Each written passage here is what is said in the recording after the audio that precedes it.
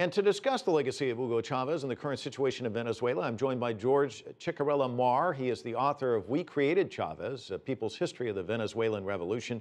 He joins us from Drexel University in Philadelphia. George, thanks so much for joining us.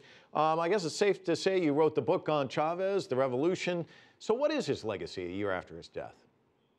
I think the legacy of Chavez a year after his death actually has a few aspects. One is really the individual aspect, which plays a major role in who Chavez was. Here was someone who was willing to stand up against a corrupt and violent democracy as it turned to neoliberal structural adjustment programs and slaughtered, hundreds or thousands of people some 25 years ago today. Chavez was one of those people who stood up and said, this is enough, took a daring stand in attempting to overthrow this government, and this is what converted him in many ways into a popular hero and the stuff of legend. And then when we get to the question of policies, there are two aspects that I think are important. One is dealing with what's called the social debt to the poor. The fact that despite oil wealth for decades, the poorest Venezuelans were suffering and were living in poverty. And so the first thing that, especially after recovering the oil wealth, that Chavez and the Bolivarian government did was to help cut poverty dramatically, to help eliminate illiteracy, as your report said, to increase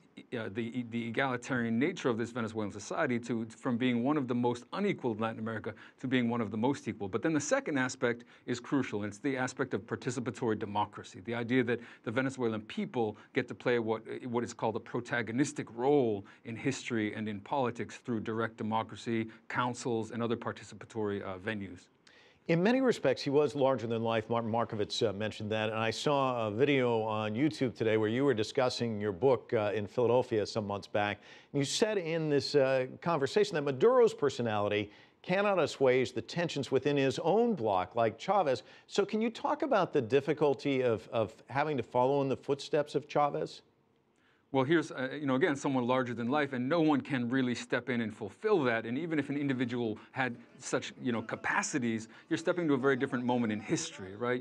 Maduro's task is to govern and continue a process as opposed to begin and break through into a new process. So this is a very different task. And Maduro is a very faithful representative of what Chavez stood for.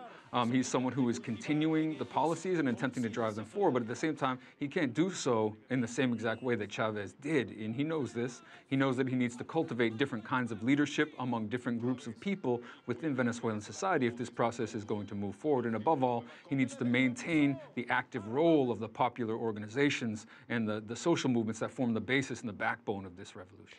Diego Moyo Campos, who used to work in the Attorney General's office there in Venezuela, now a political analyst at IHS Global, is quoted as saying this about Venezuela, and I want to get your thoughts on it. He said, it's a perfect storm which is brewing in Venezuela. What we're seeing is a political vacuum left unfilled since Chavez's death, escalating pro and anti-government protests, and a further contraction of the economy in 2014 and 2015, with record high inflation levels, shortages of food and basic goods, including medicines. That sounds very dire. Is that a good read on what's actually happening? I don't think so. I think it misses the mark on nearly every aspect, in the sense that to say that there's a vacuum simply because the individual of Chavez is no longer with us is to act as though this were a one-man show, which is not true. We've got talking about hundreds of thousands and even millions of active participants in the Bolivarian process who are there, standing solid, driving forward, building new organizations and spaces for participation, and who are not going to allow this, to change just because of the whim of some opposition protesters in the streets. On the other side, this overstates really the weight of these protests.